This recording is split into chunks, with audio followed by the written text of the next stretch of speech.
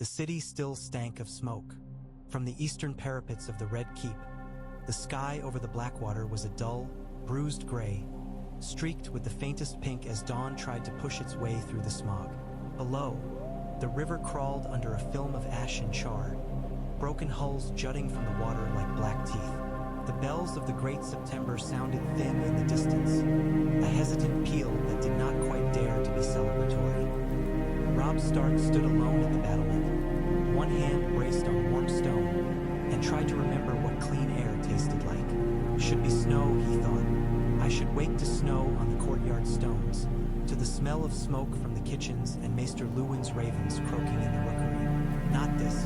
The air here was heavy with 100,000 unwashed bodies, with the sour stink of the Blackwater and the faint, lingering tang of burning pitch. Even with the wind off the sea, it felt as though King's Landing breathed hot on his face. Your Grace. The voice behind him was soft, but he had grown up on the sound of it and did not start. He turned anyway. His mother stepped out from the shadow of the archway, her cloak drawn close against a chill that was no longer there. Caitlin Stark looked smaller in this place, swallowed by red stone and gilded finery. Yet the lines of strain around her mouth seemed to lend her a harder cast than any armor. We have been searching for you, she said. The Great John swore you'd gone over the wall to piss on the city. Robb's mouth twitched. Tell him I found a privy, he said. It just happens to be larger than Winterfell. She did not quite smile. Her eyes traced his face, taking in the sleepless smudges beneath his eyes, the pallor beneath the sun-browned skin. The crown on his brow seemed almost an intrusion, some awkward ornament someone had forced onto a boy's head. It sat heavy all the same. Iron had weight, gold had weight, but this pressed on him from within. You should be inside, Caitlin said. They'll be waiting for you. They can wait a little longer. She came to stand beside him, her hands folding on the stone as his head. From here, the city was spread beneath them, a sprawl of slate roofs and crooked streets, the domes and towers of septs and noble manors rising like islands from a sea of rickety tenements. Smoke trailed from a dozen places. Somewhere, a dog barked, shrill and insistent. Do you remember? Robb said. When Father took me to Torrance Square for Lord Tallheart's feast, I thought the hall so big I would get lost in it. You were 6, she said. You hid under the table when the singers grew too loud. And I told Father I did not want to be a lord, Robb said. I told him it was too big, too many people, too many rooms. I said I would rather hunt in the Wolfswood all my days. Caitlin's gaze softened. Ned told you, she said quietly, that we do not choose the size of our halls, only whether those who shelter there are safe. Robb nodded, eyes fixed on the waking city. He could almost hear his father's voice, low and steady, with that same quiet certainty that had made men call him dull until they needed something solid to lean on. He would not have wanted this, Robb said. A northern boy on a southern throne. The wolves in the dragon's den. No, Caitlin said. He would not. She let that sit between them for a heartbeat, then added, he would have wanted fewer dead sons, fewer dead daughters. The words slid under his ribs like a thin blade. He swallowed. Do you think I've dishonored him? Robb asked.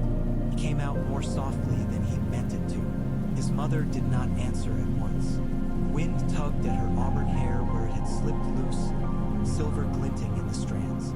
She looked older than when they had left Winterfell, older than when she had caught up to him at Moat Cailin, breathless and mud-streaked, horrified to find her boy with a crown on his head. I think, Caitlin said at last, that your father believed a king's duty was to protect his people. He cared less for where a man sat than for what he did there. Her eyes searched his. Are you protecting your people, Robb? He looked back over the city. His people. What did that mean now? The Northmen who had marched with him. The river lords who had cast their lot with House Stark. And these strangers, too, sweating and hungry in their maze of streets.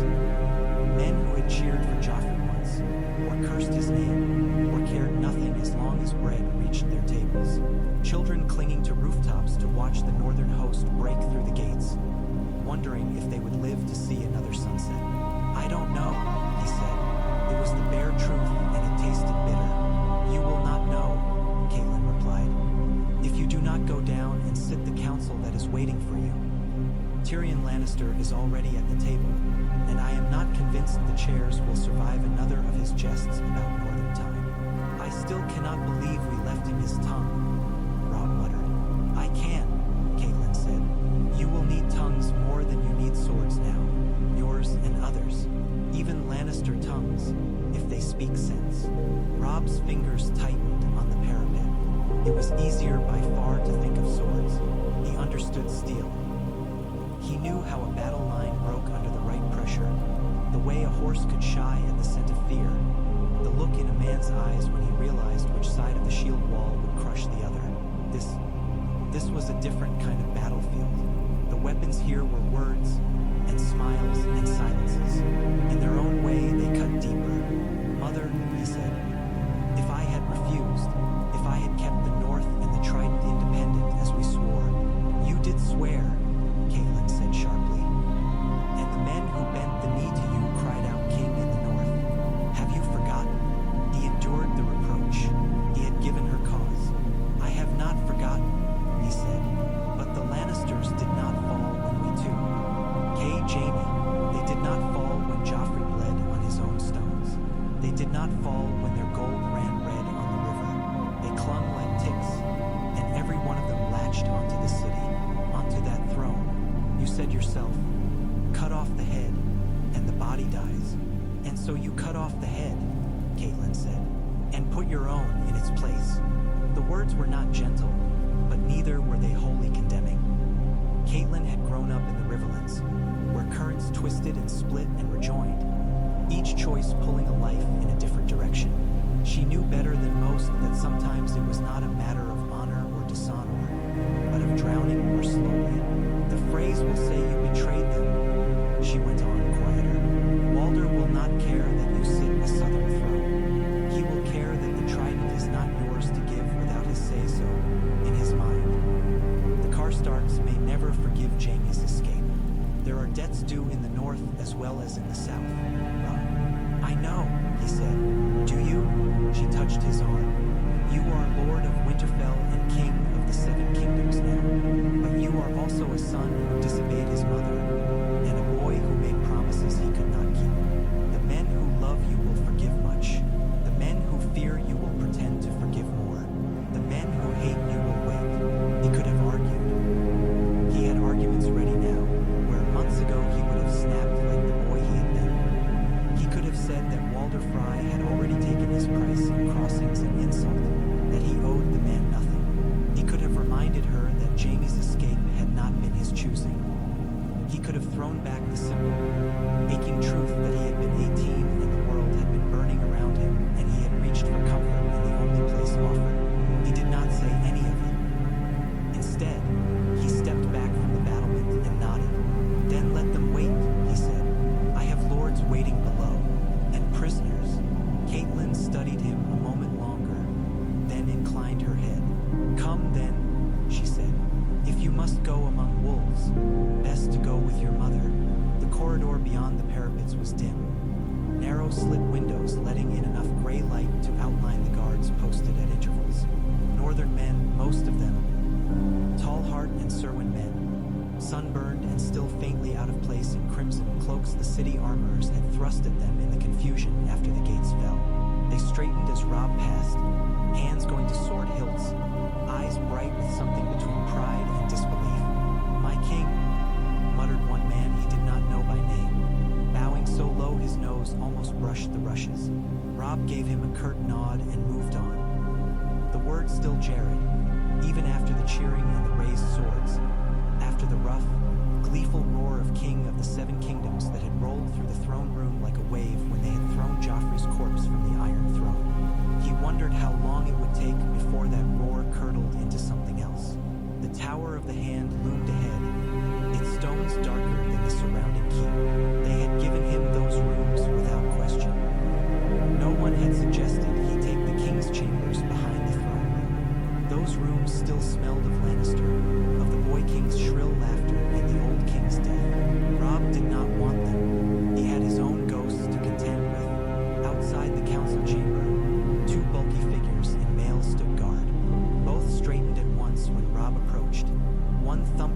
to his chest with palpable enthusiasm. "Your Grace," boomed the great John, a grin splitting his beard. "About bloody time. I told them you were likely teaching the city how a wolf pisses on its enemies." Umber smelled of ale and sweat and victory, as he always seemed to, his great shaggy head jutting forward like a bear's.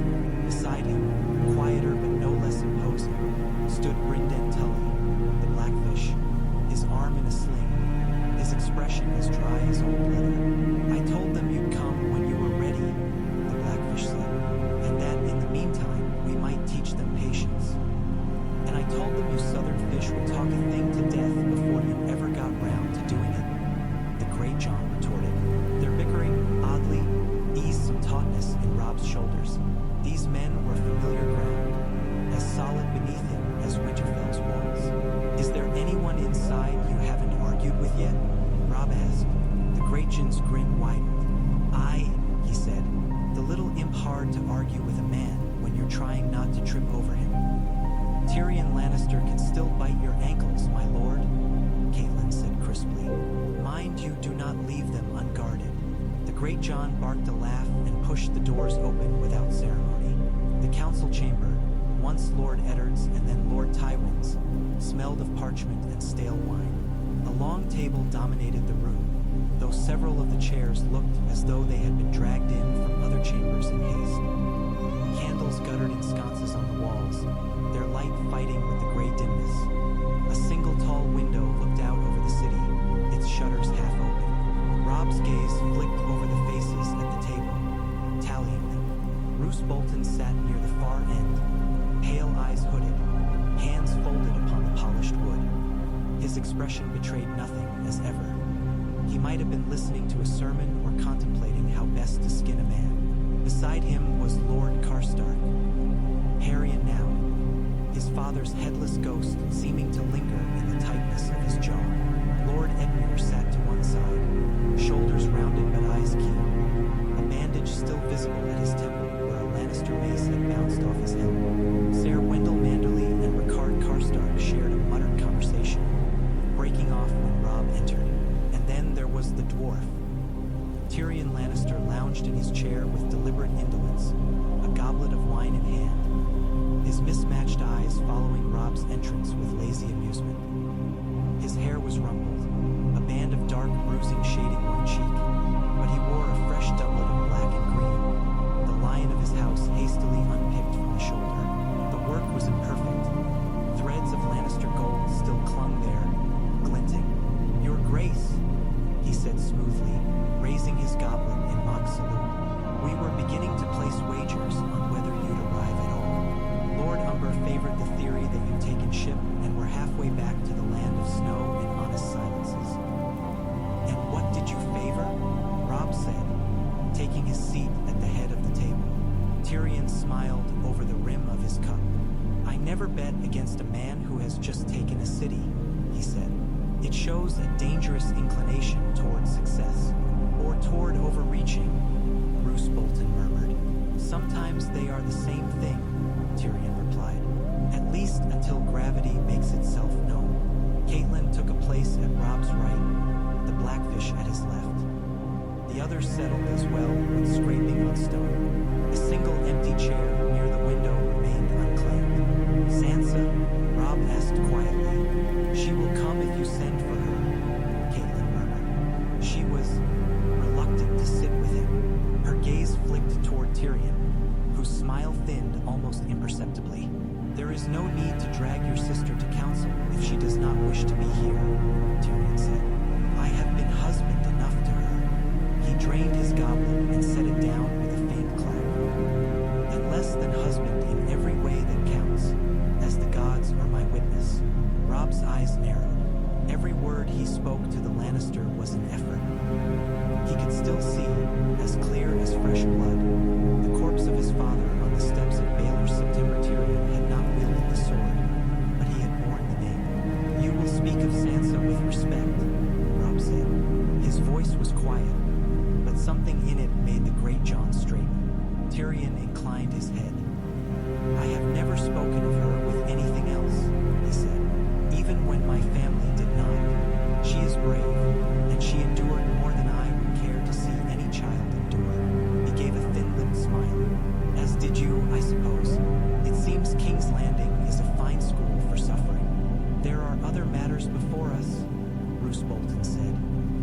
slicing across the tension. If we are finished with courtesies, let us pray we are never finished with courtesies, Tyrion muttered. The alternatives tend to involve more chopping. Robb set his hands on the table, grounding himself on the smooth wood. The grain ran in waves beneath his fingertips, reminding him absurdly of the hard tree's bark back home. We will speak plainly, he said. We've broken the Lannister hold on the city. Joffrey is dead. Lord Tywin is dead. The City Watch has bent the knee, and the gates are ours. But the realm is not won. There are still Lannister bannermen in the west who may rally. The Tyrells have yet to declare their loyalties, and Stannis Baratheon. No man knows yet where his ships have gone. To the bottom of the sea, one would hope, Edmure muttered. Hope is not a plan, Bruce said. Nor is despair. The Blackfish snapped back. Stannis is a singularly stubborn weed, Tyrion observed, twirling the stem of his goblet between his fingers. He may be licking his wounds, but he will not stop merely because reality suggests he should. Then we must move quickly, Harrion Karstark said. He looked as though he had aged 10 years in the last 6 months. The hollows beneath his eyes were deep. Strike the west before word of your... He caught himself. Your coronation spreads. Put every lion keep to the torch. Our men are tired, Catelyn said.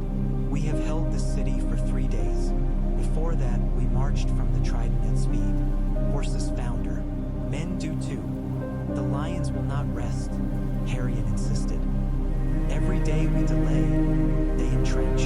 The lions have lost their head, Wendell Manderly said. Their lord, their king, their heir, all dead. There are cubs yet, that boy Tommen, but it will take time for any to rally.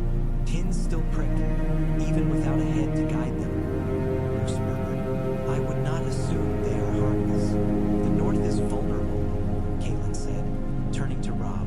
Winterfell is in ruins. Bran and Rickon, the Ironborn still hold Moat Cailin and Deepwood Motte. We have men there, aye, but they are few, and the Krakens are fat on raiding. You would have us abandon the south? Arion asked sharply. I would have us remember where we come from, Catelyn shot back. Our people are there, the ones we swore to protect before ever we dreamed of southern thrones. My lady, Bruce said, with respect, the north is far and friendless save for us. The south is at our mercy now. If we do not secure the city and its surrounding domains, we may find that while we are sailing north, some clever man has claimed what we bought with our blood. Clever men, Tyrion said idly, do tend to like thrones. They're uncomfortable, but the view is good. Abandon the city, and the first man to cry he is king will have the small folk at his back, Wendell Manderly added. They know only the throne in the south. They do not know our hard trees. There is another matter, Edmure said, clearing his throat. The Riverlands. My father's health fails. When, after, it will be I who sits the high seat at Riverrun. Those lords followed you, Robb, because they believed you would break the Lannister hold on them. You have done that. Gods be good. But if you turn north now, leaving them under the shadow of a southern king. He is the southern king, the great Jon moaned, slapping a hand on the table. He's every bloody king, if I follow rightly. Robb Stark, Lord of the Seven Kingdoms. How many kingdoms do you want him to be king of before you are satisfied, Trout? Edmure flushed. You know what I mean. I know you're all pulling him like a man pulling a roast from 4 directions, the great Jon said. If this goes on, there'll be naught left but bone. Robb listened, letting the back and forth wash over him in pulses. North, south, Riverlands, west. Each argument had weight. Each call tugged at a part of him that had sworn oaths in a godswood or bled on a battlefield. He could feel the crown on his head as though it had grown roots into his skull. He thought of the men on the walls outside, of the small folk who had watched a wolf banner rise over the Red Keep and wondered if they would be fed or flayed. Of the angry old man on a crumbling flint tower at the Twins, grumbling over a broken marriage pact. Of a quiet, brown-haired girl in a castle further south still, who had given him her trust and her body when he had come to her dripping with his friend's blood. Jane, the name stirred something inside him like a bruise. You are pulling at the wrong ends, Tyne said suddenly. The room quieted. All eyes turned. Explain, Robb said. Tyrion sighed and leaned forward, setting his goblet down. You talk as though the realm were a pie, he said, and you must choose whether to slice the northern piece or the southern, the western or the rivers. It's an understandable mistake. Your cooks have clearly done an admirable job with actual pies, but the realm is not pastry. It is people, and you have one thing at this precise moment that no one else does. And what is that? Harry and Karstark said sourly. Tyrion's eyes gleamed. Legitimacy of fear. Speak plainly, the Blackfish growled. At this moment, Tyrion said, the small folk fear you more than they fear any other claimant. You have broken the king they knew upon his own walls. You have put a wolf where a lion sat, and wolves are frightening creatures. But being small folk, they also hope. They hope that this new terror might be better than the old. That maybe the man who tore down Joffrey Baratheon will not starve them or flay them. The small folk of which city? Roose asked. There are more in this realm than those in King's Landing. Yes, Tyrion said, and word travels. It travels faster when it has something bloody to ride on. Your Grace, if you pull back to the north, as some of your more sensible advisors might urge. He nodded toward Catelyn and Roose both with a faint twist of humor. You leave that fear and that hope unshaped. Someone else will seize it. Some enterprising cousin will declare himself Lord Protector, or some southern lord will put a puppet on the throne, and you will be the barbarian who sacked the capital and fled. A story to frighten children with. And if he stays? Catelyn asked. Tyrion shrugged. Then he must decide what kind of story he wants to be, and he must be it quickly. His eyes flicked to Robb's. You have one advantage my brother never did, King Robb. The people loved your father, even in this stinking hive. They remembered that he carried justice in his hand, even when it killed him. If you can make them believe you are your father's son, as well as a northern wolf, you may find the south less hostile than you imagine. You speak as though the small folk rule, Roose said. They do not. They bleed, Tyrion said, which is what makes the men who rule them nervous. Bleeding has a way of spreading. He spread his hands. But what do I know? I am only the dwarf your sister forced into a marriage bed with your sister. No doubt you think me biased. You are very free with your counsel for a captive, Tyrion said. Do you imagine that will buy you your life? No, Tyrion said. I imagine that nothing I say will buy me my life if your king decides he wants me dead. I offer counsel because I am vain enough to want someone to survive my family's mistakes. If that someone is the boy who cut my father down, that is a poetic cruelty I find I can live with. The room fell into an uneasy stillness. Robb looked at him across the table. It would be easy, satisfying in some savage way, to order the Great John to put a sword through that squirming little cleverness. To see Lannister blood on the stone and know at least one of the lions who had prowled these halls was ended. But Tyrion was right about one thing. He needed tongues now. He needed eyes that knew the city, this court, these ways. He wondered, fleetingly, what his father would have done. Ned Stark would have listened. He would have offered trust carefully, but he would have offered it. And if it were betrayed, he would have cut the betrayer down with his own sword. Robb took a slow breath. We will not abandon the city, he said at last. Not yet. The North and the Trident are our hearts. But a man whose heart beats and whose throat is cut still dies. We will strengthen our hold here while we send word north, orders for the Ironwood, for the rebuilding. We will call our banners in the riverlands to secure our new borders. As for the west, he looked to Edmure and the Blackfish. We will not rush blind into another campaign. Let the lions squabble over their scraps of Casterly Rock. Walder Frey will send ravens, and we will answer them in time. For now, the people in these streets must know what it means to have a wolf on the throne. And what does it mean? Catelyn asked softly. Robb met her eyes. For a moment, the room fell away, and it was only them, mother and son, It means, he said, that those who keep the peace and keep their oaths will be safe. It means that those who prey on the weak will be hunted. And it means that I will not rule by fear alone. His mouth curved in a grim line. Fear can bring men to their knees.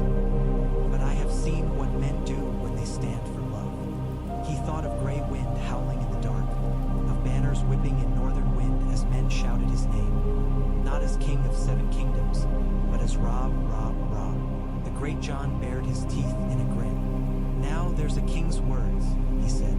We'll show them what it means to have a Stark where the lion's Saturday. Very stirring, Roose murmured. We will need more than stirring words, of course. Grain, for instance, and discipline. The men are already sampling the city's entertainments. That stops now, Robb said sharply. Any man found stealing from the small folk, raping or killing without cause, northern or river, loses a hand, or a head if the crime warrants it. I will not have my army become the thing we marched against. Several pairs of eyes flicked to Roose at that. His own gaze did not flinch. As you command, he said. I'll see to it my men understand. And mine, Arian said, some of the earlier stiffness easing from his features. I'll have Karstark men on the streets in pairs, with Tully banners alongside. Let them see we stand together. Good, Robb said. Lord Manderley, you will speak with the city's merchants. Find out what survives of the grain stores and what can be brought in by river. I'll not have another riot like the one that tore the fishmongers square apart. They will want assurances that their ships will not be seized, Wendell said. The small folk fear you, your grace, but the merchants fear their purses more. Promise them fair prices and safe harbors, Robb said. We will set conditions later if we must. First, we must show them that we are not here to plunder and leave. And what of your prisoners? Roose asked. The Queen Regent, her younger son, her brother. What of the Kettle Blacks, the King's Guard who bent the knee, the ones who did not? Caitlyn's hands tightened in her lap at the mention of Cersei. Sansa's face flashed before Robb's eyes, pale and strained. The last time he had seen her in Father Solar before everything had shattered. We will speak of them, Robb said, in detail, but not with all these years. His gaze swept the table. For now, they remain confined, under guard by men I trust. No harm comes to them unless I order it. If any man takes it upon himself to avenge his dead in the cells, he dies. The Blackfish inclined his head, satisfied. I'll see to the guards myself, he said, and have your dire wolf with them more often than not. Few men misbehave with teeth that size watching. Tyrion dabbed at the corner of his mouth with a napkin, though he had spilled nothing. Your Grace, he said lightly, you might consider allowing me the privilege of speaking with your prisoners. I know my sister and my nephew, and you expect me to trust you to speak to them? Robb asked. I expect nothing, Tyrion said, but I suspect you will want information from them at some point. It may be easier to pry it loose if there is a familiar arm wielding the lever. His eyes glinted. And if I am plotting escape with them, surely it is better to have me where you can see me do it. Robb studied him. There was something almost disarming in the dwarf's frankness. His willingness to lay his potential treachery on the table alongside his usefulness. It was like trying to play Syvas with a man who moved his pieces in the open and somehow still always had a trap laid. You will not see my sister without escort, Caitlyn said coldly. If you must speak to her, it will be in the presence of a Stark. Tyrion bowed his head. As you wish, my lady.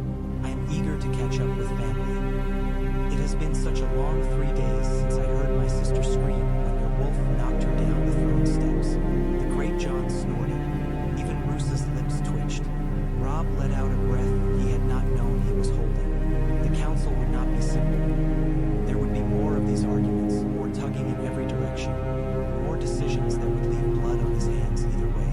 But for now, for this morning, he had chosen as best he could. We will reconvene at dusk, he said. By then, I want reports on the city's grain, the state of the gates, and the temper of the streets. What duties? Arion asked. Robb pushed back his chair and stood. A king should know the people he sits above, he said. And he should know his own blood. He looked to Caitlin. I will see Sansa, he said. Alone if she wishes it. After that, I will go down into the city.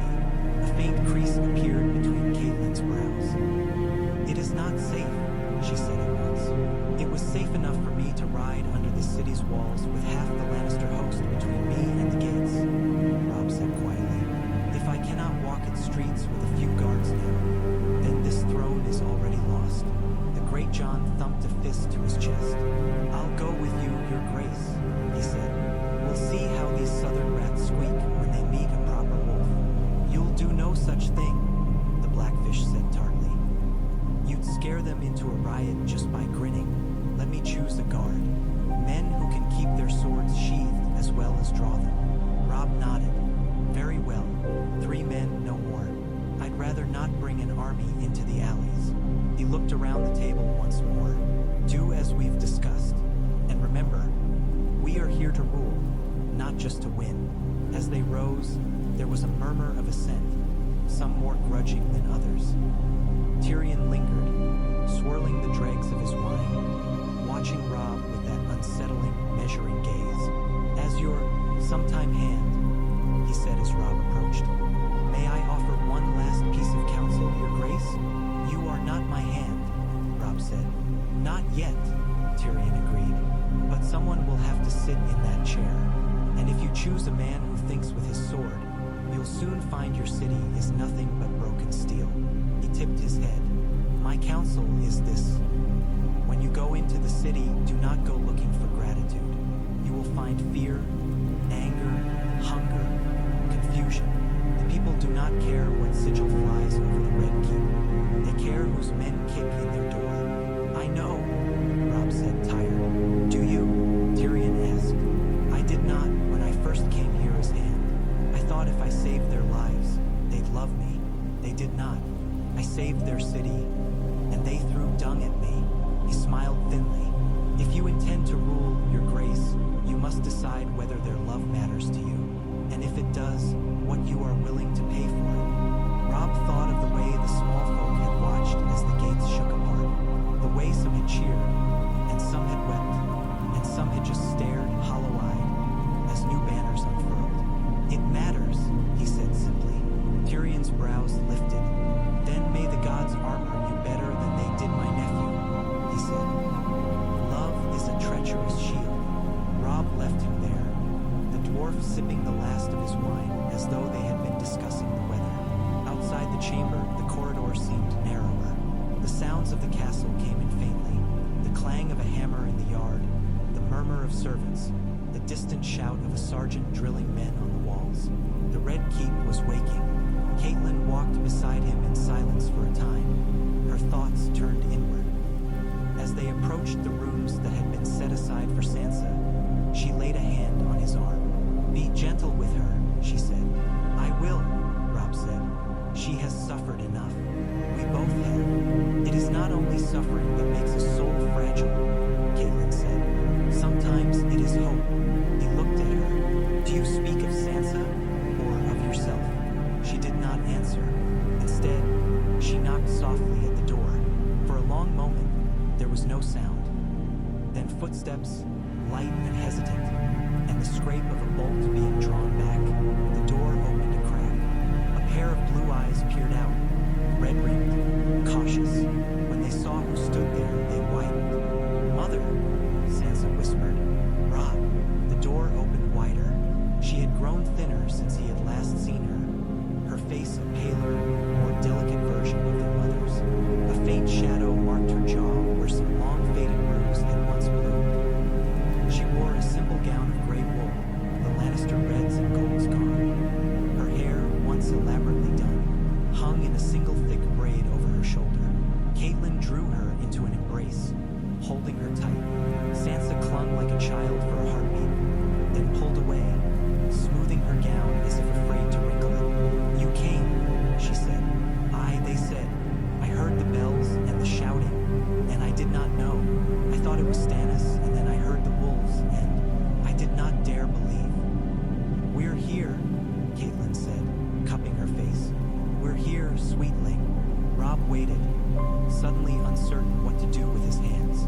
This was his sister, his father's eldest daughter, the girl who had once danced through Winterfell's halls with a ribbon in her hair, chattering endlessly about songs and noble knights.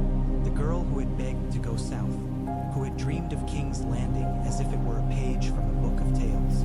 Now she looked at him as though he were one of those tales. Fierce and impossible and perhaps more dangerous than the monsters she had imagined in the dark. "Your Grace," she said and curtsied. The title hit him like a slap. He flinched. "Don't," he said, more sharply than he intended. "Don't call me that, Sansa." Color touched her cheeks. "But you are. I'm your brother," he said. "Robb, that's all. The rest," he forced a smile. "The rest we can argue about later, when I am not too tired to think." She managed a small, shaky laugh. It sounded rusty, as if she had not used it in a while. "Come," Catelyn said, glancing between them. "I'll have food sent up. You can talk while I fuss over you both." "It's all right, Mother," Robb said softly. "I'd like to speak to Sansa alone, if she doesn't mind." Catelyn hesitated. Protectiveness flashed in her eyes, toward them both, but she stepped back. "I will be just outside," she said to Sansa. "If you need me." Sansa nodded. When their mother had gone, closing the door with a quiet click, the room felt suddenly too small. A narrow bed, a table by the window, a single chair. The walls were bare.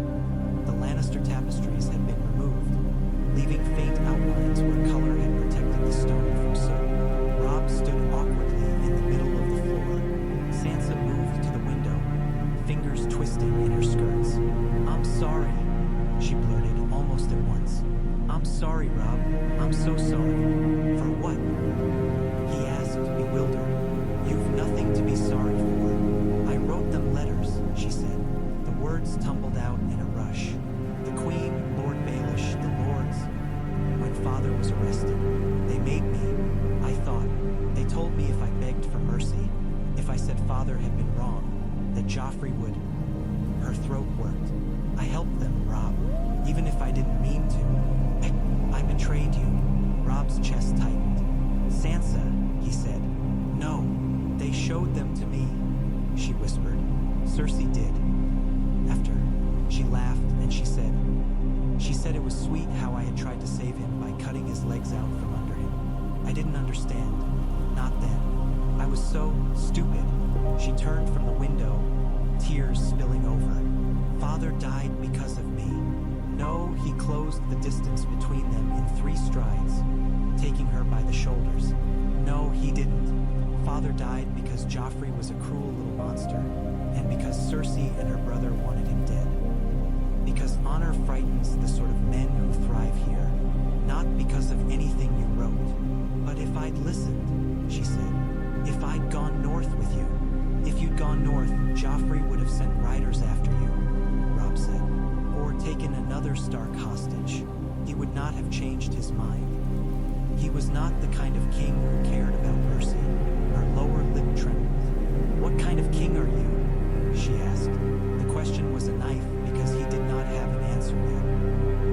He thought of the words he'd spoken in the council chamber, of the plans he'd made, the orders he'd given, of the bodies he'd ordered buried and the ones he'd left to rot as warning, of his father, standing in Winterfell's yard with a sword in his hand and a quiet sorrow in his eyes. "I don't know," he said, because he would not lie to her. "But I know what kind I don't want to be." She searched his face, as if the answer might be written there. "You killed Joffrey," she said. His jaw tightened. "My men did," he said, "on my orders." He thought of the boy's face, first contorted in fury, then fear, then nothing at all. "He died quickly. That was more than he gave Father," Sansa whispered. They were silent for a time. The city's sounds came muffled through the shutters. The distant murmur of a market, a dog's bark, the roll of wagon wheels on cobbles. "I was afraid you'd be like them," she said finally. "That you'd come here and become like them. The way people change when they go south. I used to think King's Landing would make me a lady. It made me smaller." Robb loosened his grip on her shoulders, smoothing the creases he'd made.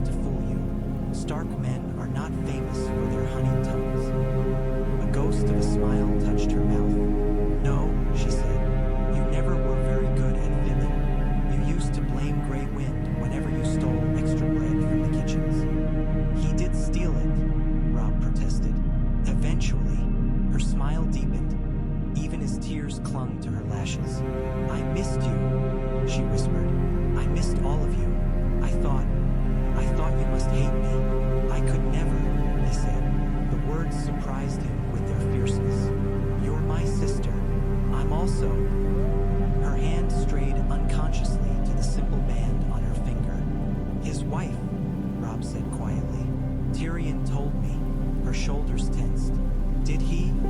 She asked warily. He said he'd been less than a husband to you, Robb said, and that he would not force a child. Sansa's eyes flickered with some complicated emotion. Relief, shame, something like gratitude and disgust all knotted together. He could have, she said. No one would have stopped him. Cersei wanted him to. She said it would bind me to them more tightly, but he didn't. And, Robb prompted gently, and I hate them, she said. All of them. Their lions, their songs, their gold. I hate their voices and their faces and the way the castle smells like them. But him, she drew a shaky breath. Sometimes I forget to hate him. He was kind when he didn't have to be. He listened. He stopped Joffrey when he could. And then I remember whose family he is, and I remember father, and I don't know what I'm supposed to feel. Robb exhaled slowly.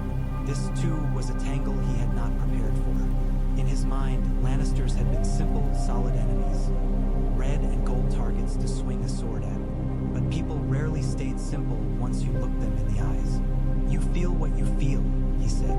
You don't owe anyone a simple hate. Not even me. Not even father's memory. Her gaze snapped to his. Don't say that, she said fiercely. I do owe him. I owe him truth. I spent so long lying to myself down here, pretending Joffrey was that he would be. Her throat worked. I let myself be blind because it was easier. I won't do it again. Then don't, Robb said. Look at me, Sansa. Truly. He held her gaze. Do you trust me? She studied him for a long time. You look like him, she said at last. More than you used to. In your eyes, and the way you jaw sets when you're trying not to shout. That sounds uncomfortable, he said wryly. It is, she said. You make people tell you things they don't want to say, and you make them want to say them anyway. He swallowed. Do you trust me? He asked again. Her shoulders rose and fell on a shaky breath. Yes, she said. God's help me, I do. Then trust that I will not let them use you again, he said. Not as a hostage, not as a pawn. Whatever happens with Tyrion Lannister, whatever use we find for him, we will decide together what becomes of that marriage. You are not cattle to be traded. You may have to trade me, she said quietly. That's what queens are for, aren't they? Marriages, alliances. If you're king now, I am your brother first, Robb said. If the day comes when I must weigh your happiness against the realm, then I hope I am wise enough not to make that choice alone. He smiled crookedly. I have a mother who will happily remind me of my duties. Loudly, Sansa laughed, a real sound this time. She will, she said. She scolded me for letting the Lannisters dress me in southern colors, as if I'd had a say. I like the gray, Robb said. It suits you. She brushed her hands down the simple gown, as if seeing it anew. Sometimes I dream, she said, almost to herself, that I'm back in Winterfell, that it's snowing, that there's a fire in the hall, and Arya's tracked mud all over the floor, and you're arguing with father about something to do with the Wolfwood. And then I wake up, and her eyes met his. Will we ever go back?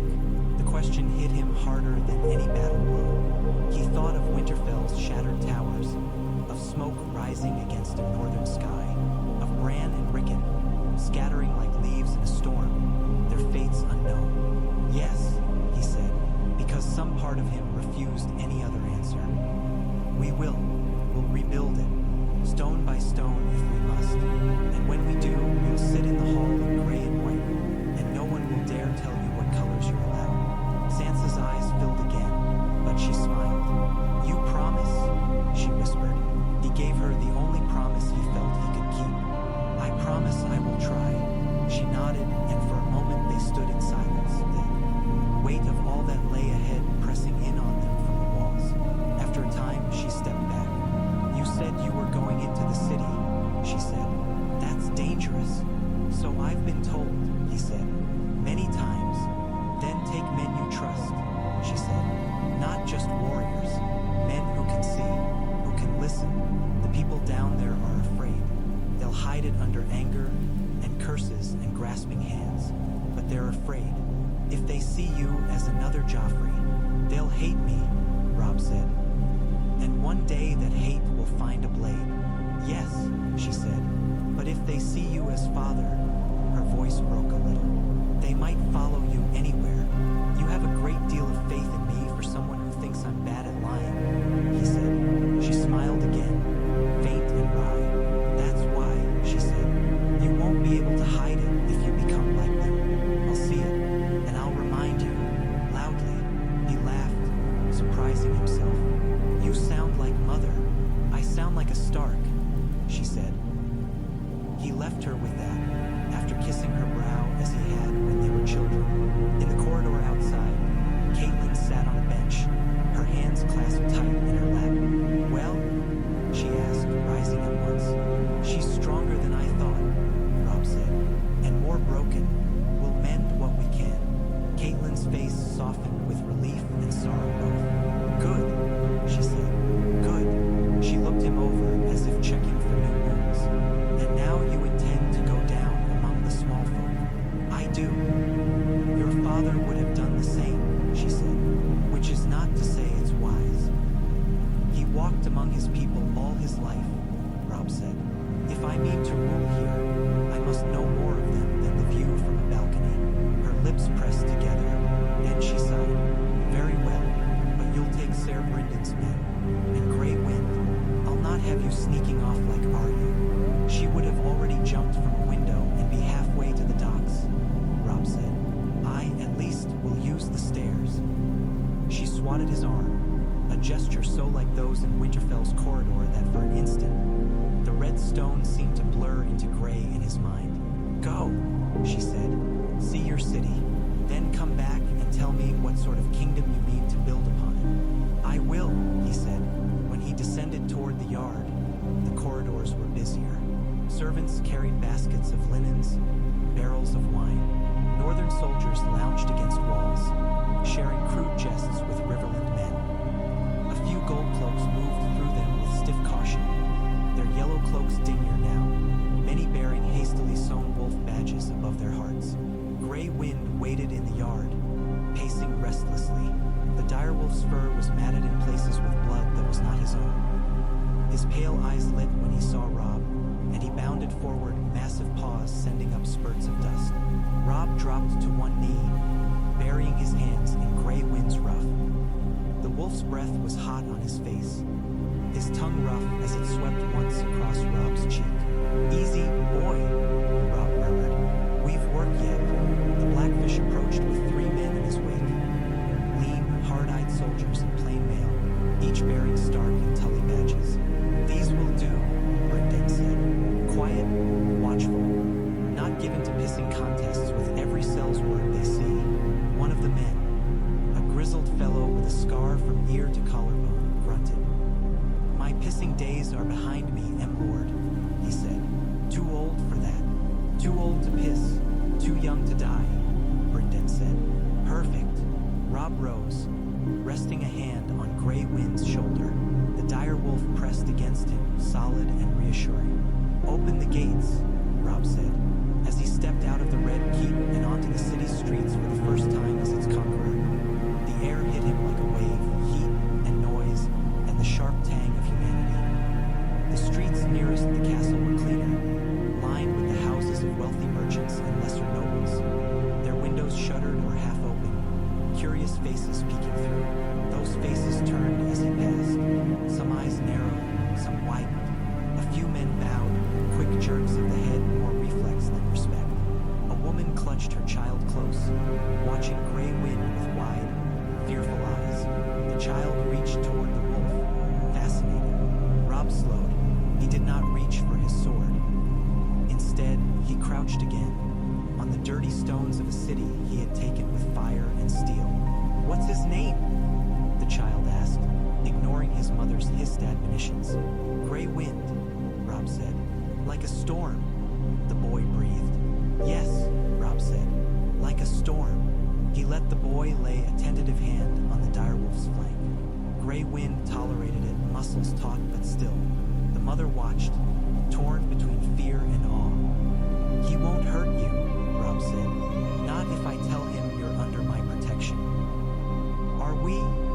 The woman asked, her voice low and rough. Under your protection, Robb straightened. The question hung in the air between them, heavier than any crown. Yes, he said, you are. The words were simple, but as he spoke them, he felt something settle inside him, like a sword sliding home into its scabbard. A choice made. Above him, over the red keep, the direwolf banner snapped in the wind, its gray head stark against the white field. The city watched. Robb met its gaze.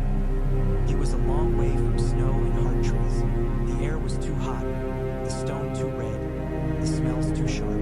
But he was here, and he was stark, and the story of what kind of king he would be had begun. The boy's fingers sank into gray winds, fur up to the knuckles. The direwolf's skin twitched, but he held still, the pale gold of his eyes fixed on Robb. Robb could feel the watcher's silence pressing in. A dozen windows, a score of doorways, the unseen faces behind them. He nodded once to the woman, then moved on. The lane sloped downward into thicker smells and noise. Behind him, the small folk parted around the direwolf with wary deference.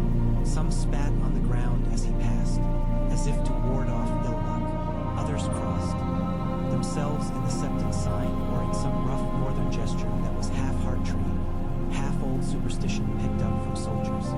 Robb took it all in.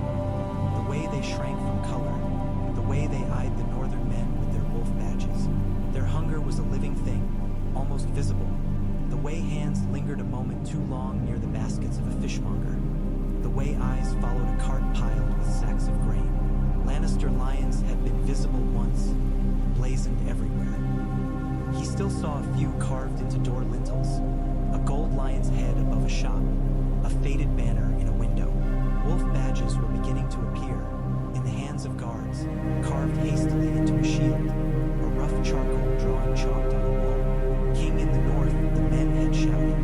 Now here he belonged to more than the north. Your grace, murmured one of the guards behind him. Beggar coming up. Robb glanced sideways. The man in question was little more than bone wrapped in rags. His beard a tangle of gray and brown, one eye clouded, the other sharp. He crouched on the corner where the lane widened into a square, a chipped wooden cup in front of him. As Robb approached, the beggar's gaze flitted to gray wind, then up to Robb's face. For a heartbeat, something like recognition flashed there. Not recognition of him, but of something in him. Spare a copper, M-Lord? The man croaked. My lord, Robb repeated quietly, coming to a stop. The guards shifted, uneasy, but he held up a hand. Is that what I am to you? The beggar blinked. You're not no septon, he said, and you've a beast bigger than two men. My lord, at least, is good I narrow. They're saying you're king, the wolf king. Then what does that mean? Robb asked. It was not a challenge, merely a question. The beggar hunched a shoulder. Means it's your banners flying, not the lions. Means the gold cloaks answer to you when they put their boots in our guts. He sniffed. Means maybe the bread gets cheaper, maybe not. Means you'll bleed us when you need us, same as the last lot. A humorless smile tugged at Robb's mouth. You speak freely. I'm dying, the man said. If I live another year, I'll be surprised. I can say what I like. Then say this, Robb said. Are you more afraid of me than you were of Joffrey? A long moment. The beggar's breath rattled in his chest. I saw the boy king have a baker's hand taken for giving short weight, he said. Baker had 3 young ones. Watched them crying in the square while the smith did it. He laughed, his eye fixed on Robb's. You going to laugh, Wolf King? No, Robb said.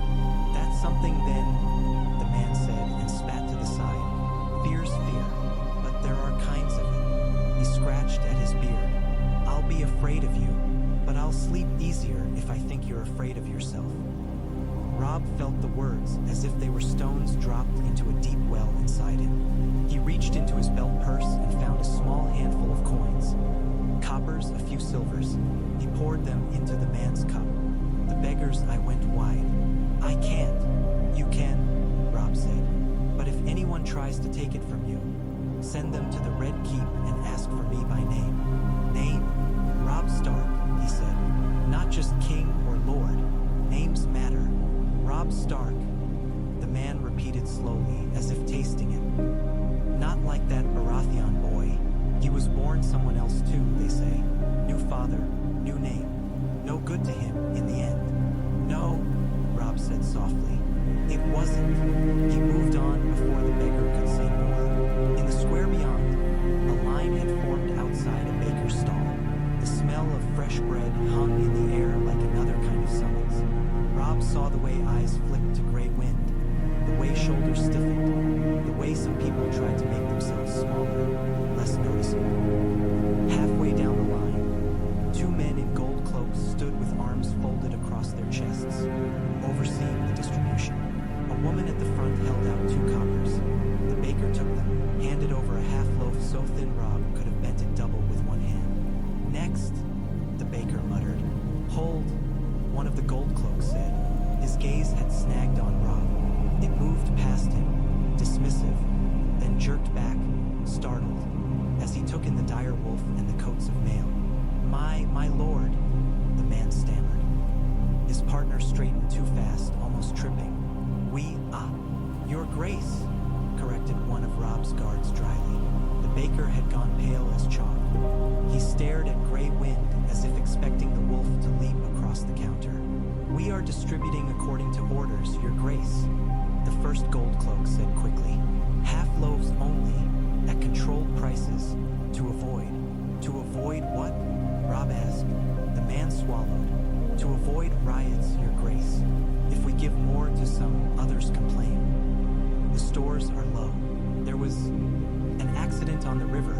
Some wagons overturned on the Rosby Road. Robb let his gaze move along the line, counted faces, sunken cheeks, irritated glares, dull resignation. A boy no older than Bran had been when they left Winterfell. A baby on a girl's hip. An old woman leaning on a cane. Who sets the price? He asked. The master of coin. We do now. Wendell Manderley's voice cut in. Robb turned to find the portly lord advancing across the square, panting slightly but with purpose in his stride. 2 knights in Manderley colors followed, hands on hilts. Your grace, Wendell said. I was coming to find you. I thought you were at the keep still. I was, Robb said. Now I'm here. You've seen the state of the grain. Wendell's face tightened. What remains of it? He said. The Lannisters had already begun hoarding for themselves. Little of that hoard made its way to the small folk. We found rats in the lower granaries and mold in the sacks that weren't stolen. Can we feed them?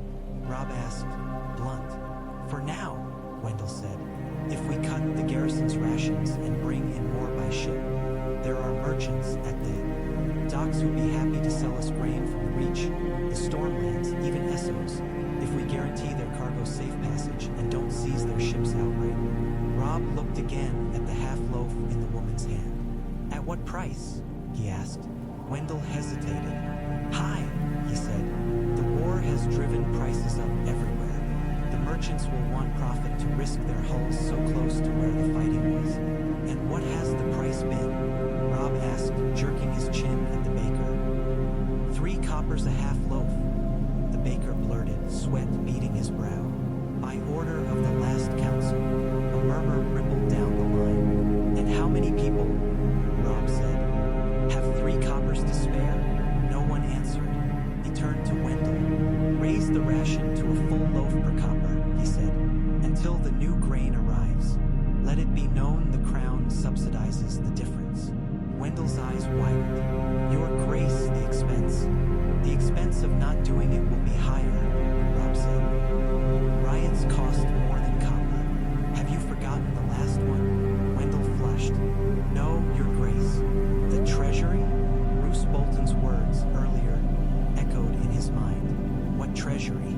The crown's coffers had been bled dry long before Robb set foot in the city. Tywin Lannister had propped up his grandson's rule with gold and threats. His own coin poured into the king's vaults. With Tywin dead and the rock likely holding it so close, the flow of gold would slow to a trickle. We'll make do, Robb thought. We always have. Northerners were used to stretching stores through long winters. This would be another kind of winter. Wendell hesitated. The merchants will. Tell them the king of the Seven Kingdoms will remember who fleeced his people during a famine, Robb said, and will remember who showed mercy. If they wish to be on the right side of that memory, they'll adjust their prices. It was not a threat he made lightly, but the image of the beggar's hand shaking around his cup, of the thinness of the bread, burned behind his eyes. Wendell bowed, reluctantly impressed. As you command, your grace. Robb turned to the gold cloaks. Get out of the line, he said. If you need bread, you'll be fed at the castle. The people here have waited long enough. They stepped aside, and for the first time since he had arrived in the square, a sound rose that wasn't muttering or cursing. It was small at first, more breath than voice. A ripple of your grace and Robb Stark, and the Wolf King spreading outward. Not love, not yet, but not hatred either. He left them there with Wendell moving deeper into the city. The streets grew narrower, the houses closer, leaning inward like men huddled against cold. Here, the smell of the river thickened, mixing with the sharp bite of tanneries and the sour stink of refuse. Gray wind stuck close, growling low whenever a drunkard staggered too close or a hand darted from an alley a little too quickly and froze at the sight of teeth. They passed a sept where the door hung half off its hinges. Inside, a thin-shouldered septon scrubbed at graffiti on the wall. A crude wolf daubed over a lion, the paint still damp. Leave it, Robb said, surprising himself. The septon jumped, then stared, eyes round. Your grace, he stammered. Forgive me. Leave it, Robb repeated. If the gods disapprove of wolves on their walls, they can ask me themselves. Why, yes, your grace. The septon bowed, trembling. The gods sent you, perhaps, to scourge us, or to save us. I do not know which. Neither do I, Robb admitted, and walked on. By the time the sun reached its stern zenith, the city had begun to feel less like a stranger and more like a wounded beast. Snarling, wary, but not beyond healing. He had seen a fishmonger giving away the last of a catch rather than let it rot. A group of children playing a game that involved hurling pebbles at a crude lion drawn on a wall. A man quietly covering the corpse of a stranger in a doorway with his own cloak. He had also seen a woman selling herself in the shade for half the price of a loaf. Two lads fighting over a crust of bread until one drew a knife, and a group of northern soldiers laughing as they pushed a scrawny youth into a muck heap for daring to spit on their boots. He stopped for that. The boy scrambled to his feet, eyes wild. Mud streaked his face and hair. His clothes were little more than rags. One of the soldiers reached to shove him again and froze, hand falling to his side as he realized who stood behind the boy. Your grace, stammered the soldier. It was a Serwyn man, Robb thought, or a Hornwood, judging by the badge. Young, too. We were only what? Robb asked. Only making sure he remembered his betters. Another muttered. Robb looked at the boy. Young, yes, but not as young as he'd first thought, lean and wiry, perhaps 15. His eyes were a startling pale green, sharp and furious. Why did you spit? Robb asked him. The boy hesitated. They were singing, he said, voice low. Singing about how they killed the king, Joffrey. And, Robb prompted, I wanted to spit on his name, the boy said. For my sister. He had her whipped in the square for stealing a bit of bread. She died of the fever, but I missed.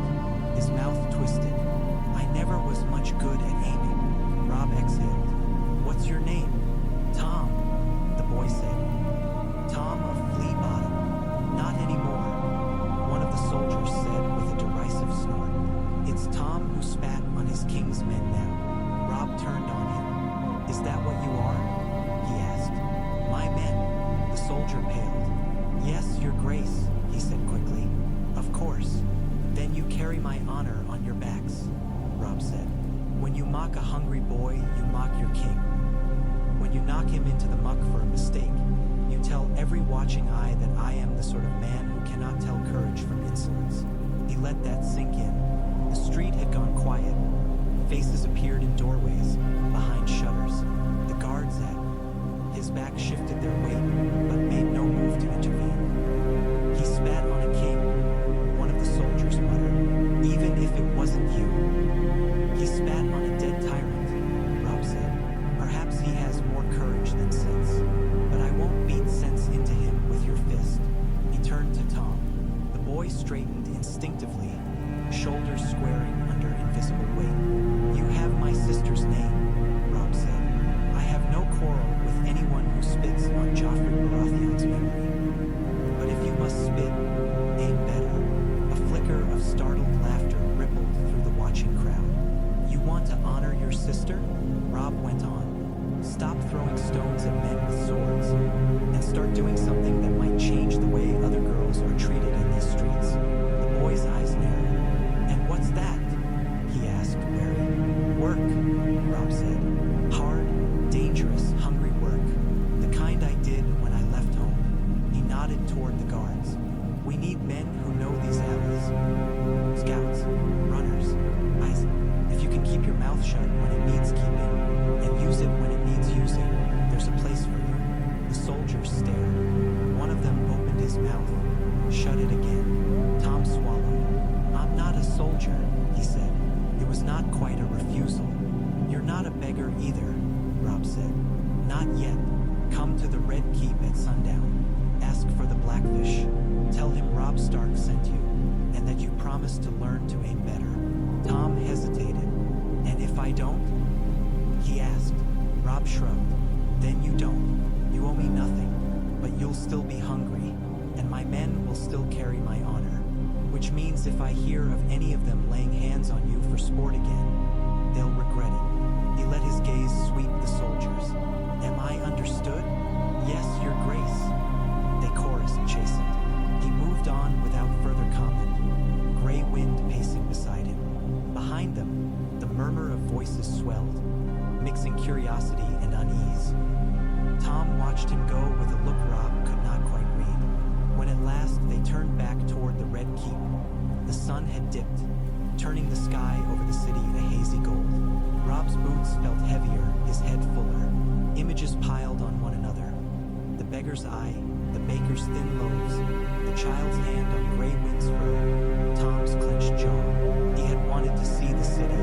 Now he thought grimly, and it would not leave him. Caitlin met him in the yard, arms folded, lips pressed tight. You look tired, she said by way of greeting. I've seen enough to be, he said. Good. She seemed perversely pleased by that. It means you weren't wandering about gawking like a boy at a tourney. I did some gawking, he admitted, and some talking. The city is that wounded beast, she finished, surprising him. I walked these streets once before, when I came to find your father. It was wounded then too. It has not had time to heal. Maybe it never does, Robb said. Maybe, she said. But we try anyway. They walked together toward the keep's inner stairs. Gray wind peeled away to curl up in a shaded corner, where a few northern men sat sharpening blades and swapping stories. The direwolf's presence made their laughter softer, their boasting more subdued. Your sister, Caitlin asked quietly. She wants to remind me who I am, Robb said. I told her she would not let me become like them. She took that as a vow. Good, Caitlin said again. The gods know I could use help in that task. They climbed to the tower where the Hands apartments lay. The page waited at the top of the stairs, fidgeting. Your Grace, he blurted as they appeared. Lord Bolton requests your presence. He says there are letters, urgent ones. Caitlin's shoulders stiffened. Roose always has urgent letters, she murmured. He collects them like some men collect leeches. Where is he? Robb asked. In the solar, your grace, the boy said, bobbing a bow. Robb sent Caitlin a questioning look. She inclined her head. I'll see to Sansa, she said, and to the kitchens. They'll need to know about these grain orders of yours before Wendell eats his own notes in frustration. He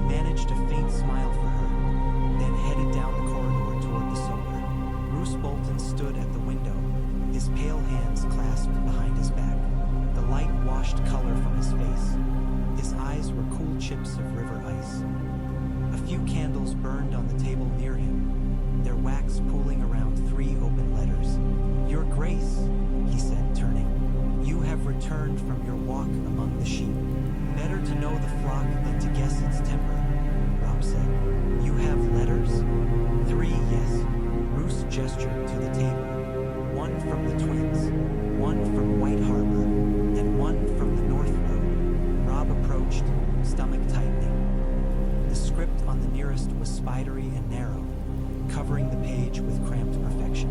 He recognized it at once. "Lord Walder," he said. "Indeed." Roos's mouth barely moved. "He is displeased." Robb picked up the letter.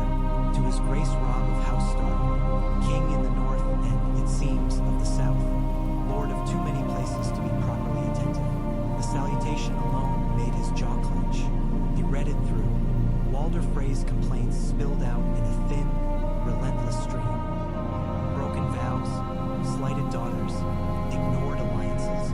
The old man took credit for every crossing Robb's men had made, every battle they had won afterward. In his version of events, the realm itself would have fallen into the sea if not for the twins, and for Walder Frey's forbearance in opening his gates. "And now I hear that, without so much as a by your leave or a may I, your Grace has gone and taken for himself not only the crown of the North, but that iron abomination in the South as well. A lord might wonder how many heads a boy can wear at once. He might also wonder if a lad who breaks bread oaths in the riverlands will remember the names of the men who got him there. Once he sits on high." Robb's fingers tightened. The words blurred for a moment. He forced himself to finish, jaw working as he reached the end. "And so I await an explanation, your Grace, and recompense befitting the slight done to my house. I have many daughters. I have many granddaughters. I have swords. I have sons eager for advancement. I look forward to hearing which of these you will choose to appease a loyal lord before old age rots him entirely. Yours in suffering, Walder Frey, Lord of the Crossing." Robb set the letter down as if it might bite. "He thinks himself wronged," Roos observed. "Men like Walder Frey keep tally like misers, counting every slight, every courtesy both given and denied." "I broke an oath," Robb said. The words were flat. "Whatever the reasons, I broke it. He is not wrong to remember that." "Perhaps not," Roos said. "But memory and action are different things. He cannot match you with men, nor coin, nor reputation. He has only his bridge, his family, and the mischief an old man may make." "What do you counsel?" Robb asked. "I counsel answering him," Roos said, quickly, "with honey, not steel. For now, promise him honors. Promise to see one of his get married into a house he considers worth their time. Do not promise specifics you cannot keep." Robb's lip curved. "You speak like a maester. I have a fondness for leeches," Roos said mildly. "Walder Frey is one. If you rip him away carelessly, you'll bleed more than you must." Robb picked up the second letter. The clever, looping hand belonged to Wyman Manderley. The tone was very different. Formal, respectful, tinged with worry. The Manderleys pledged loyalty to King Robb, of course. White Harbor would send ships laden with grain and fish south as soon as possible. But between the lines, Robb read a question. "What are you doing?" it asked. "How far south will you drag our sons? Who watches the sea while you chase lions?" He set that one down, throat tight. "The last?" he asked. Roos slid the third letter toward him. The seal was smeared, the parchment rougher. The hand was unpracticed but bold. "Your Grace." It was from Deepwood Mott, from Lady Sibel Glover, holding her husband's keep against iron-born raids. "We have held these walls against the krakens as best we may. Men and women both stand the battlements. We have buried boys and girls. The iron-born harry us, but word of your deeds has reached even these cold shores. They whisper of you as far away as the lonely isles. The krakens grow wary, yet still they hold Moat Cailin, still they raid our coasts. We send this by the hand of a man we trust. We ask but one thing. Do not forget us while you sit in your southern seat. The North remembers your Grace. Make sure you do as well. He finished, breath shallow. They are right, he said. All of them. Walder Fry, Wyman Manderley, Lady Glover. I've dragged them all into a war that began with father's honor and ended with my crown in a place he never wanted me to set foot. It has not ended, Bruce said. Not while Lannisters draw breath.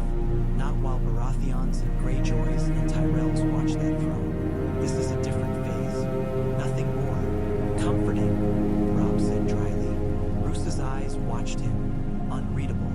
You cannot ride in all directions at once, he said. No man can, even a king. Your choice is not whether some will be disappointed. It is whom you can afford to disappoint least. Robb looked out the window. From here, he could see the Blackwater glinting, scarred by burned hulks. Beyond that, green fields, the distant smudge of townland. No hint of snow. In Winterfell, he said, the choice was simpler. Protect the north, guard the wall, honor the old gods and the new. Here it is the same, Bruce said, only with more men watching. Robb turned back to the letters. Have there been any word of Bran or Rickon? He asked quietly. Bruce shook his head. No ravens have flown with such tidings. If they had, I suspect your lady mother would have burst through that door before I could break the seal. A dull ink spread behind Robb's eyes. We'd send men north, he said. Men who know the wolfswood, the barrows. Discreet ones. We don't even know where to look. We will, Bruce said. In time. For now, we must ensure there is still a north for them to come back to. Robb nodded, jaw set. Draft answers to these letters, he said. Fair, reasonable ones. Tell Lord Fry he will be honored in time. Tell Lord Manderley I will rely on his ships and that the North's defenses are not forgotten. Tell Lady Glover.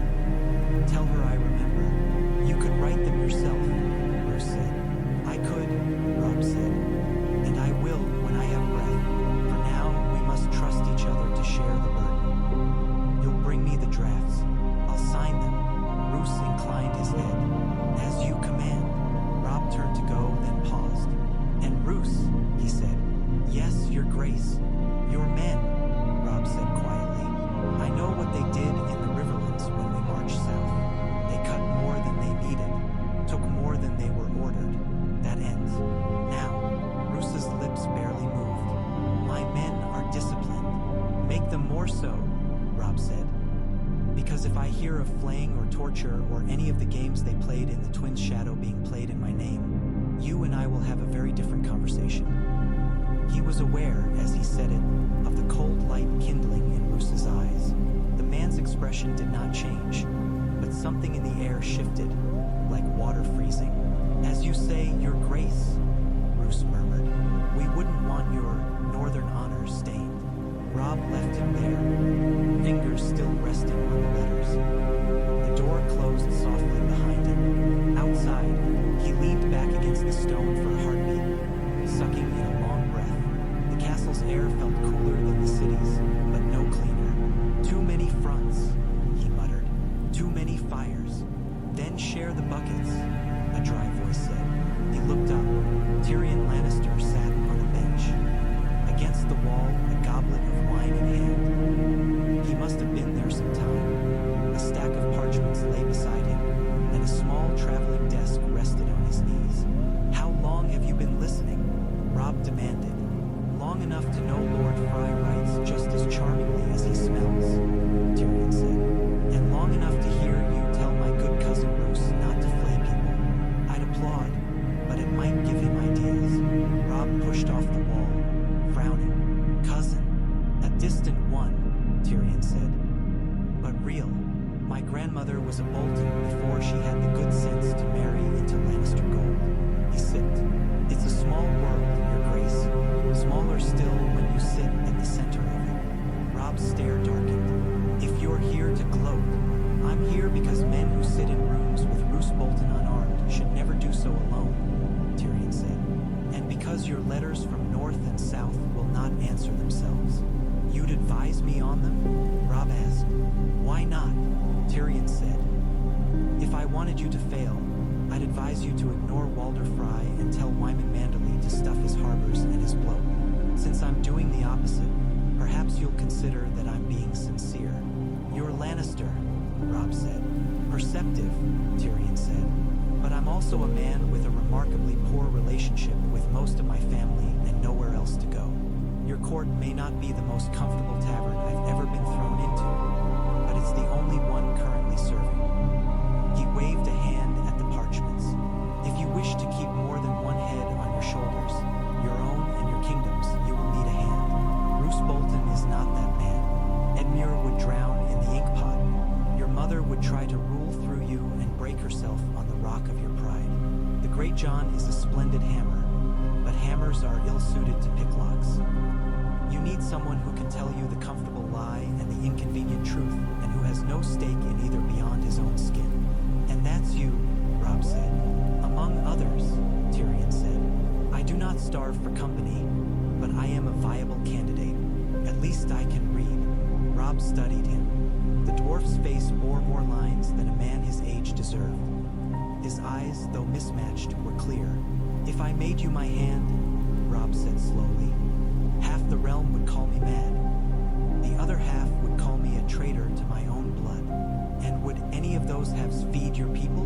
Tyrion asked. Would they keep the Tyrells from slipping a cousin onto the throne? Would they calm the Greyjoys, soothe the Freys, warn you when one of your own wolves grows too hungry? Robb thought of Roose's pale eyes, of Harrion's brittle grief, of his mother's fierce love, his uncle's overeager sense of duty. You think you can do all that? He asked. No, Tyrion said. But I think I can see when someone might, and I think I can help you avoid the worst of your own mistakes. I made enough of my own to recognize the shape. There was a strange humility in that, buried under the usual sardonic layer. And what do you want in return? Robb asked. Tyrion took a longer drink, staring into the goblet afterward. My life, he said finally. My head.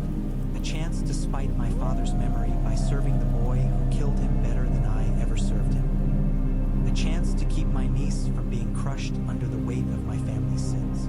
Your sister's safety. He looked up. Is that enough? It was too much, Robb thought. Too tangled to trust. And yet, your niece, he said. Tommen's the youngest, Tyrion said. But Myrcella, she's the one with a brain. She's enduring. Clever girl, brave, watching from afar as her house burns. I'd like there to be something left for her to stand on when the smoke clears. And if that something has a dire wolf on it, he shrugged. So be it. Robb remembered a little girl with golden hair standing on a balcony the day of Joffrey's name day tourney, clapping as knights rode below. He had not known her then. Now he knew too much. I have no love for Lannisters, he said. Nor should you, Tyrion said. But you love your sister. You love your people. Inconveniently enough. Sometimes that requires embracing tools you'd rather not touch. He smiled crookedly. Think of me as one of your father's great swords. Heavy, ugly, and likely to lop off the wrong head if wielded without proper care. Robb snorted despite himself. You compare yourself to ice? I compare myself to a thing that kills both cleanly and messily, depending on the angle, Tyrion said. Use me, your grace, or kill me, but don't leave me sitting in the middle like a dice you're afraid to cast. Robb fell silent. He could feel the weight of the decision, like another crown pressing on his skull. In the end, he thought of Sansa, of the way her voice had shaken when she spoke of Tyrion choosing not to force her, of intervening where he could. He thought of Catelyn telling him he would need tongues. He thought of the city's hunger. You'll swear, he said, by the gods old and new, to serve the realm before your family, to speak plainly in council, to tell me truth even when I don't wish to hear it.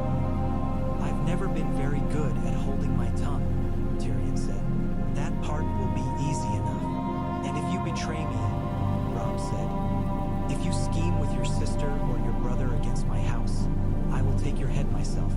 Fair, Tyrion said. Though if I were you, I'd have someone else swing the sword. Sentiment and execution do not always mix well. Trust me, I've seen what happens when kings get too fond of spectacle.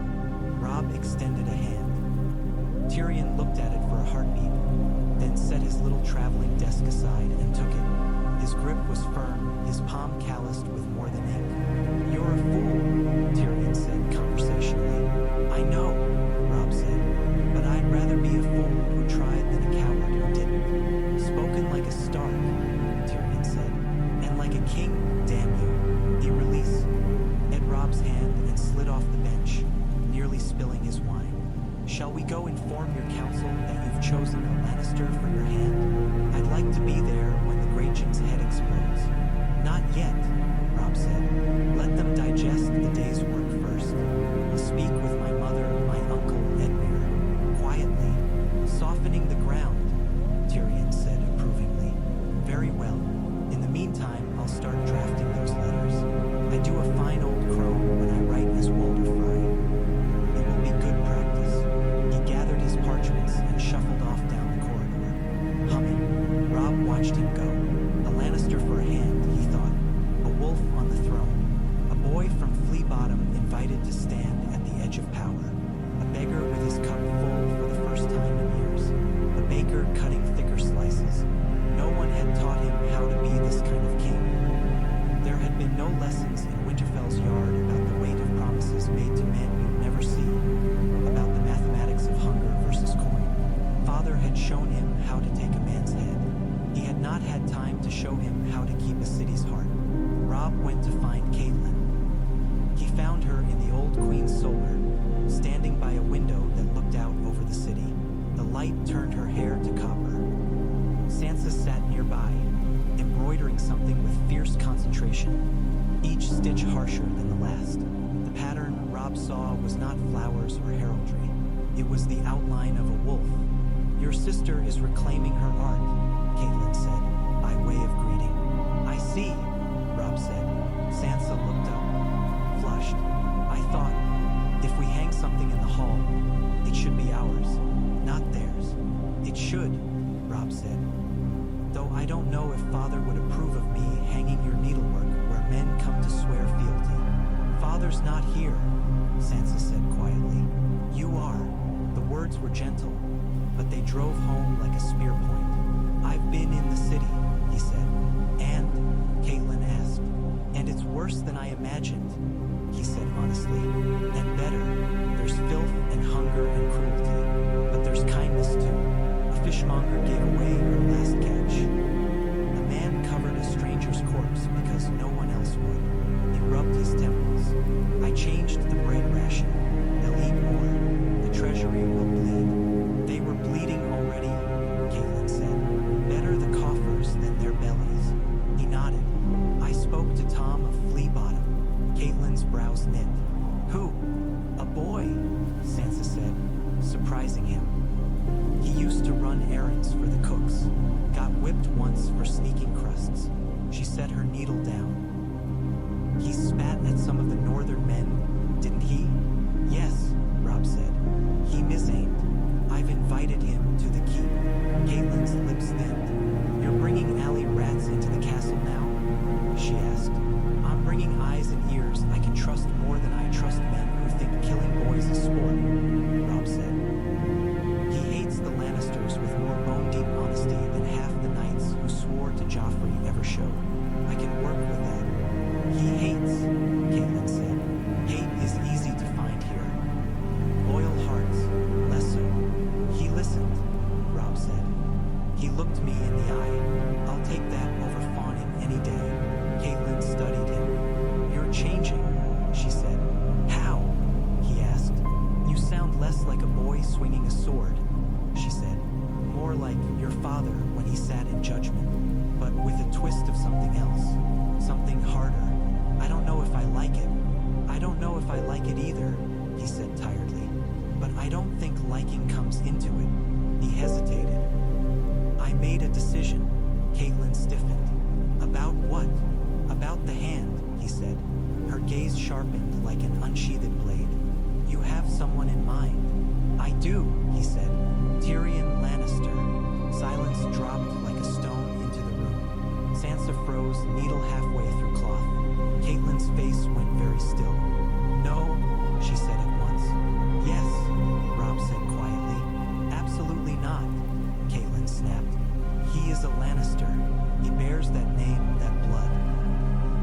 the imp who stood at Joffrey's side while Father... He was in chains when Father died, Sansa said suddenly. They both turned to her. Her cheeks flushed, but she went on. He was accused of killing Joffrey later, she said. Cersei wanted his head. She hated him almost as much as she hated Father. She swallowed. He was kind to me when he didn't have to be. He helped me in small ways. He spoke against Joffrey when no one else would. He treated me as if I were a person, not a hostage or a broodmare. Catelyn's expression did not soften. Kindness does not erase his blood, she said, nor his family's crimes. I know, Sansa said. I hate them. I hate what their lions stand for, what they did to us. But if Robb says he needs someone who knows this city, this court... She looked at him. He does. I've seen what happens to men who don't. Your father came his hand, Catelyn said, voice low. He tried to do what was right. The city chewed him up and spat him out. You would set another Lannister at your side and hand him the knife yourself. I'd hand him a leash, Robb said. One I hold. He'll swear by the gods old and new. He offered himself mother, not as a Lannister, but as a man with nowhere else to go.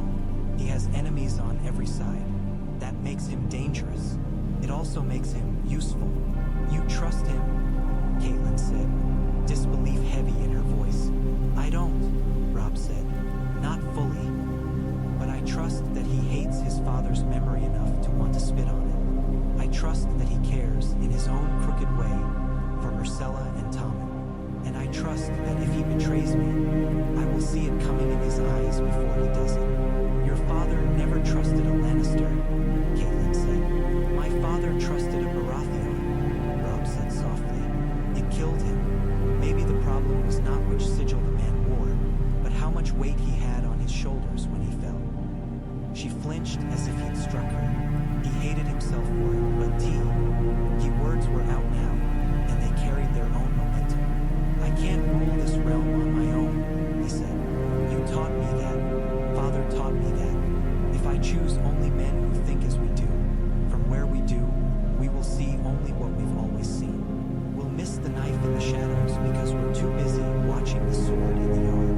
Catelyn turned away, looking out the window. The city spread below, smoke-streaked, wounded, stubbornly living. When I left Riverrun all those years ago to marry your father, she said slowly, I did not know what it meant to be a Stark. I thought I could bring my river ways to the north and keep them. Some I did, some I had to let go. Your father, he made room for my gods beside his, for my rivers beside his snows. He listened. She glanced back.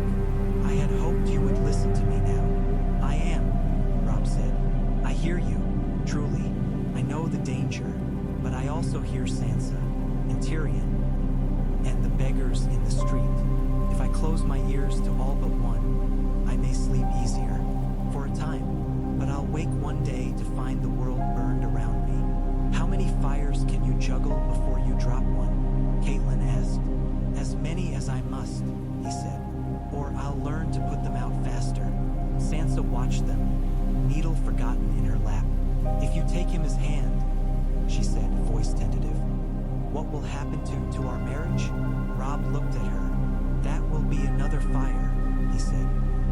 One we will not douse without your hand on the bucket. He stepped closer. I won't barter you away without you at the table, Sansa. Not this time. Her eyes shone. Catelyn's shoulders sagged a fraction. You are your father's son, she said finally, and something else besides. I do not know if that is a blessing or a curse. Neither do I, he admitted. She sighed, a long sound. Very well, she said. Make him your hand, but I will watch him. And you. If I see even the shadow of lion claws, I will be the first to call for his head. He expects nothing less, Robb said. And you? She asked. I expect to make mistakes, he said. I just hope I can see them before they kill us. Night fell, bringing with it a cooler breath of air through the high windows. The council reconvened by torchlight. Torches cast restless shadows on stone. Faces looked gaunter, more hollowed by the dancing flames. When Robb announced his choice for hand, the explosion was everything Tyrion had promised and more. "The imp," the great Jon roared. "You'd set a lion at your right hand. Robb, are you mad?" "Not just any lion," Tyrion said wryly from his seat near the end. "The smallest one." Edmure fumbled his cup, sloshing wine. "Robb, surely there are other options," he said. "Men of the North or the Trident. The hand's job is not to make you feel comfortable, Edmure." Brynden cut in. His gaze flicked to Robb, measuring. "If the Boy King's willing to take a Lannister as hand and keep his sword within reach, that's his choice. If," Harrion said sharply. Bryndon's lips twitched. "When," he corrected. Roose Bolton's expression barely changed. "Interesting," he murmured. "A Lannister hand to a Stark king. The story singers will have work. The singers can choke on their own lutes," Great Jon barked. He roundly cursed the entire concept in terms that made Sansa flush and even Wendell Manderly look faintly shocked. "This is folly, lad. You don't put your dagger in your enemy's hand and then thank him when he chooses the right throw." "I'm not putting a dagger in his hand," Robb said. "I'm putting ink and eyes and the knowledge he has of this city and its ways. He's already saved us from 3 mistakes today." "3?" Harrion demanded. "Raising the bread ration without thought to how we pay for it," Tyrion said promptly before Robb could answer. "Ignoring Lord Frey's letter and forgetting that while you watch the West, the Reach watches you." "The Reach?" Edmure frowned. "What have they to do with grain?" Wendell said, already sweating at the thought. "Ships, men, they could choke us without drawing a sword." "Exactly," Tyrion said. "You'll need to placate Lord Highgarden before he decides to feed the West instead of the capital. I have ideas. It's what I do. Ideas and irreverence. Both will be useful." "You're very sure of your own usefulness," Roose said. "If I'm not," Tyrion said, "who will be? The songs about me are not flattering." "They won't be after this either," Great Jon said. "Then let the songs be liars," Robb said. "We don't have the luxury of choosing only allies who make easy ballads. We choose those who keep us alive." He met each pair of eyes in turn. Some glinted with anger, some with reluctant curiosity, some with calculation. "I know what he is," Robb said. "I know what his family has done. I haven't forgotten Father, or the Riverlands, or the North. But I won't let my hate blind me. Not if it means starving the city, or losing the realm to a man with better manners." "You think you're the only one who hates Boy?" the Great Jon demanded. "We all do. We've buried sons and brothers and fathers because of those lions." "I know," Robb said, "but our dead won't thank us if we join them early out of stubbornness." There was something in his tone that even the Great Jon could not quite roar past. "Let him try," Brynden said into the uneasy quiet. "The day he crosses us, we cross him. Until then, we use his brains and laugh at his height." Tyrion lifted his goblet. "To being used," he said dryly. "I can think of worse fates."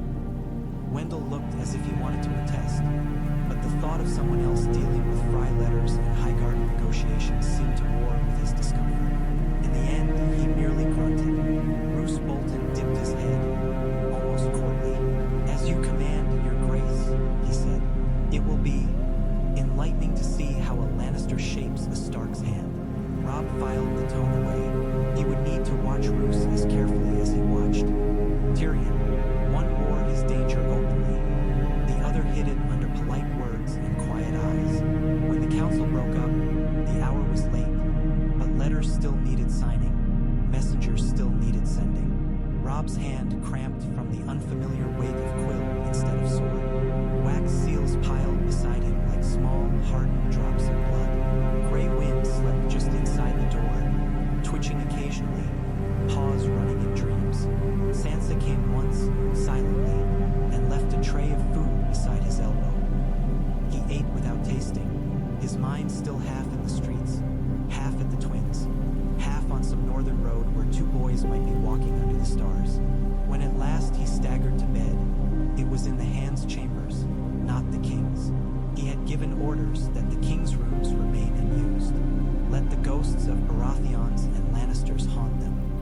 would sleep where his father had. The bed felt too large. The sheets were softer than any in Winterfell, smelling faintly of lavender and lemon. He lay there staring at the canopy, hearing distant city sounds seep through the stone. A woman's laugh, a baby's cry, the call of a night watchman. Sleep did not come easily. When it did, it brought dreams. Of snow falling through the shattered roof of the great hall, of wolves running along the Blackwater's banks, a father sitting at the end of a long table, his face in shadow. "What kind of king will you be?" the shadow asked. Robb opened his mouth. No sound came out. He woke before dawn, heart hammering. The city lay in darkness outside, only a few scattered torches marking the walls. He pushed himself up, running a hand through his hair, feeling the dried ink on his fingers. "Your Grace," a voice said quietly from the doorway. He turned. Tom of Fleabottom stood there, flanked by one of Brendan's men. His clothes had been washed. He looked even thinner without the layer of grime, but his eyes were clearer. He clutched his cap in both hands. "You came," Robb said. "You told me to," Tom said. His gaze flicked to the bed, to the room's tapestries, the rich carpet. "Didn't think kings slept in rooms with cracks in the ceiling. Kings sleep where they can," Robb said. "You can leave us," he told the guard. The man hesitated, then bowed and withdrew. Tom hovered just inside the threshold, uncertain whether he was allowed to step farther. "You're not a supplicant," Robb said. "You're a recruit. Come in." Tom edged forward, eyeing Grey Wind with awe and caution. The dire wolf eyed him back, then yawned enormously, exposing rows of teeth. Tom stopped in his tracks. "He won't bite you unless I tell him to," Robb said. "That's comforting," Tom muttered, in a terrifying sort of way. Robb almost smiled. "Do you know what you're doing here?" he asked. "You said you needed eyes," Tom said, "and that I should learn to aim better if I wanted to honor my sister." "I did," Robb said, "and I meant it. You know these streets, the alleys the gold cloaks don't, the places where food is hidden, where knives are bought, where whispers start. I want to know when something's brewing before it boils over. You want me to spy on my own," Tom said flatly. "I want you to tell me when someone is about to get trampled," Robb said, "so I can step aside or pull them out from under the wheel. Sometimes that will feel like betrayal. I won't lie to you. But if we don't know what the city feels and fears, we'll become tyrants without meaning to." Tom chewed his lip. "What do I get?" he asked after a moment. "Besides the honor of serving my king." The last words held a faint sarcasm. "Food," Robb said. "Every day. Enough for you and someone else if you choose wisely. A place to sleep that's not a doorway if you want it. A cloak that shows where you belong. And coin when there's coin to spare. And what's to stop your men from deciding I'm a traitor and cutting my throat one night?" Tom asked. "Grey Wind," Robb said simply. "Everyone knows he listens to me. If I tell him you're under my protection, he'll remind them." Tom's gaze flicked to the dire wolf again. Grey Wind thumped his tail once, slowly, as if in agreement. "And if I decide I don't like what you're doing?" Tom asked. "If I see your men hurting people and you don't stop them, then you tell me," Robb said. "Loudly if you must, like my mother would." "Your mother's a lady," Tom said. "She can get away with it. So can you," Robb said. "In your own way. Just pick your moments. We're still in a castle full of men with steel." Tom studied him, head tilted. "You're not what I expected," he said. "What did you expect?" Robb asked. "A boy wrapped in furs, with a crown heavier than his head, swinging a sword in shadows," Tom said bluntly. "You're still that a bit. But you also look like someone who's already lost more sleep than he can catch up on." Robb huffed a quiet laugh. "You're not wrong." "So," Tom said, "what do I call you? Your Grace? Robb Stark? Wolf King? Call me Your Grace if you must," Robb said. "When others are listening, call me Robb when it's just us. If you call me Wolf King, I'll think you're mocking me." "I will be," Tom said. A bit. Good, Robb said. I'd rather be mocked to my face than flattered to my back. Tom's mouth twitched. You're strange, he said. I'm from the north, Robb said. We all are. He went to the small table by the window and picked up a folded piece of parchment, already prepared. This is for the kitchens, he said, handing it to Tom. Show it to the head cook. It'll get you fed once a day. Or if you're bringing news worth more than crumbs. Tom took it, eyes widening. You wrote this? Yes, that's your hand, Tom said. Your name? It is, Robb said. Don't lose it. Men will kill for less. Tom tucked it carefully inside his jerkin, patting it as if to make sure it wouldn't dissolve. Where do I start? He asked. Where you always have, Robb said. In the gutters. In the temples. Listen, watch, come back at dusk. Tell me what the city whispers. It may not change what we do, but at least we'll know what we're stepping on. Tom nodded slowly. All right, he said. I'll see what I hear. He turned to go, then paused. You're going to make a lot of enemies, he said, not quite looking back. Some because you're a Stark. Some because you're a king. Some because you're feeding people when other folk want to starve them. You know that? Yes, Robb said. Good, Tom said. Then you won't be surprised when someone tries to stick a knife in you. I'd hate to see that. It'd make all this walking and talking a waste. He slipped out, light on his feet. The door clicked shut. Robb sat on the edge of the bed, suddenly exhausted again. Dawn was still only a pale line at the horizon. The day had not yet begun, and already he felt the shape of it pressing in. Councils, quarrels, letters, the endless grind of decisions that would carry other people's lives on their backs. Gray Wind raised his head and patted over, resting his massive skull on Robb's knee. Robb scratched behind his ears, feeling the rumble of a growl that was more contentment than threat. What do you think? Robb murmured. Am I walking us all into a trap? Or building a thing worth bleeding for? Gray Wind huffed, warm breath washing over his hand. Well, Robb said softly, if I fall, you can eat whoever pushed me. He rose as the first light touched the city's highest towers. The crown lay on the table, a simple circlet of dark metal, hammered hastily in the chaos after the throne room's blood had dried.